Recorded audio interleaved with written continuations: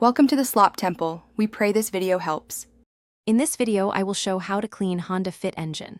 Start by parking on level ground and disconnecting the negative battery terminal, then cover alternator, fuse box, and exposed sensors with plastic bags. Gather an engine-safe degreaser, soft nylon brush, microfiber towels, a spray bottle of water, and eye protection. Work in a shaded area and wear gloves. Plan to rinse gently and avoid high-pressure sprays on electrical components to prevent damage.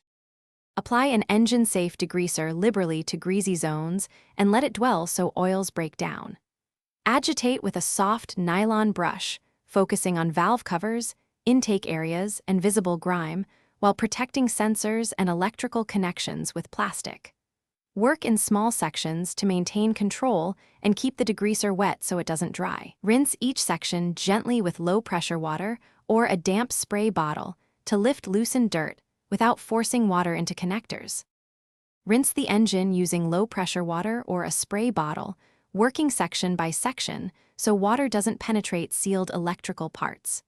Use microfiber towels to blot and wipe away excess moisture, then employ compressed air or a leaf blower to evacuate water from tight crevices and around connectors.